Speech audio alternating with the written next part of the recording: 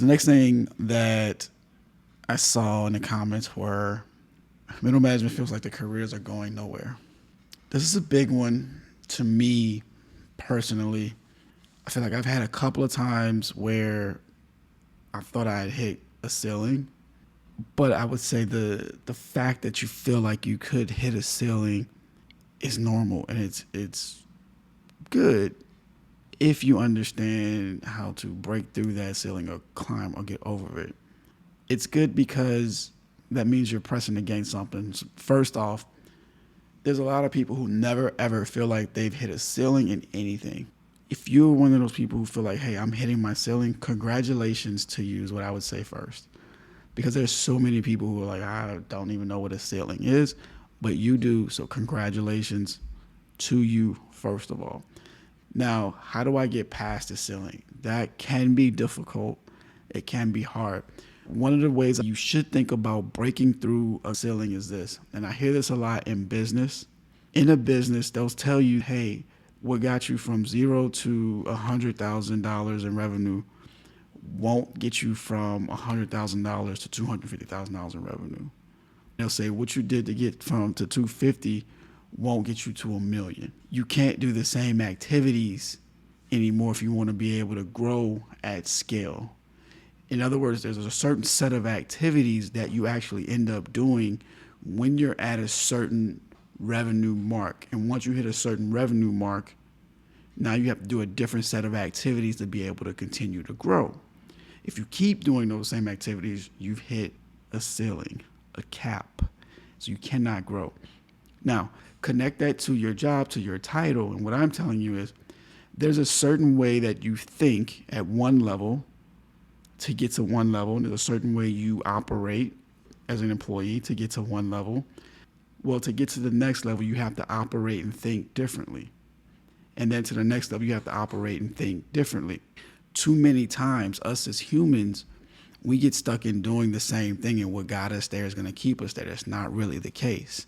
As we elevate and move up to the next levels, we have to have this consistent mindset of growth and shifting what we're doing, our work, our focus, and then also to how we're thinking. Everything at a higher level requires a bigger picture, a bigger vision. It also requires you to be able to think a little bit differently for each level. So if you ever get to this point where you say like, man, I am middle manager, ceiling capped, it's a place to start to think at that point. Why am I capped? What am I doing that's capping me? All of those things. Super, super important because like an entrepreneur who has a business, you do get stuck at certain revenue levels unless you do something differently. One example that comes to mind for me when it comes down to managing and running teams, usually as you go up, the teams get bigger and then you also have more teams. You might go from running a small department to running four teams within a function. Well, it's difficult because instead of thinking about one team, you might have four different ones you got to think about. That is difficult. Like I think for me, one of the harder things that I went through was running four different teams who had nothing to do with each other at one point in time. I could do it, but it was hard mentally on me because my thoughts had to basically I had to shift how I was thinking to deal with each team. And what made it even trickier was I would literally be shifting throughout the day. So in other words, I wasn't saying, oh, from 9 to 10, I'm thinking like this, and then from 2 to 5, I think like this. It didn't work out that way. It would have been lovely if it did, but the nature of the business just doesn't allow for it. But I thought about that time because that time was really, that time was hard. It was just hard. It wasn't like it was bad. It wasn't complicated. It was hard. It was hard because I had to shift thought processes and how I solved problems and issues. They had to change and shift for every team. My mind had to be flexible in its creativity, in its problem solving ability on the fly consistently all the time in order for me to be able to elevate. That was difficult compared to the time I had maybe one team or just two teams who were basically in a similar lane, where now I'm taking on 4 or 5 that are all in very different lanes.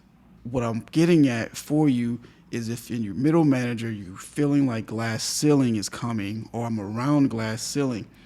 What I'm getting at is we have to understand first what's our next level and then how do we operate and function at that next level. Once you hit your level, like let's say you hit your middle manager level, instantaneously you're like, what do I need to download from a data perspective to be able to get to the next level? That's where my head would be. The minute I hit one title, now I need to say, okay, how do I need to think about from the next one? Now you mean saying, well, look, I just got to this place. I got to do well. I got it. I got it. Here's why I'm saying this. I am saying this because once you get to a level, that means the next person up is your manager, which is probably the next place you want to get to.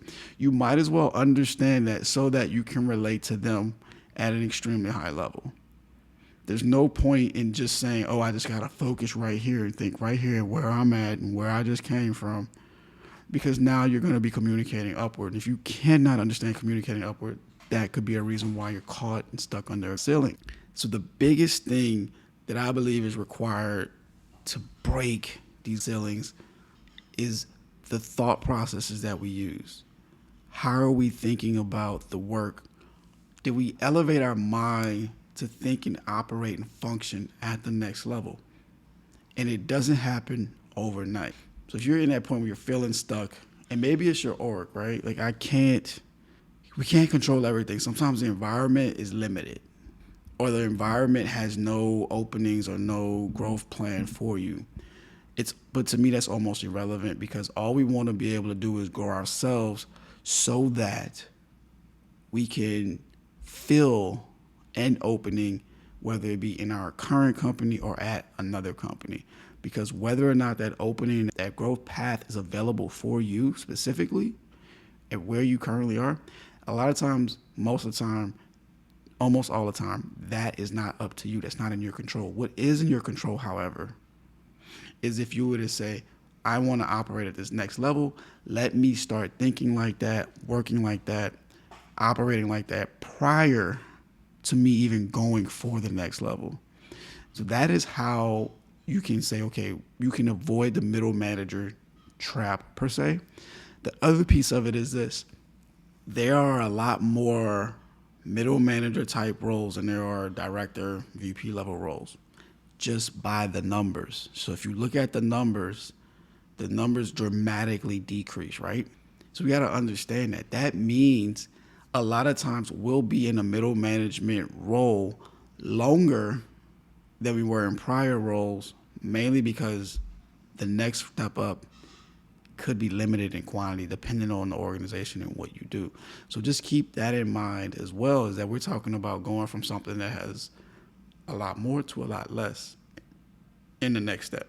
Listen, if you're looking to get more details about what we talked about today, or trying to get some one-on-one guidance on any of these things, these skills were not taught to you and you want to know them and how to execute them on a day in and day out basis, if that's you, click the link somewhere around here.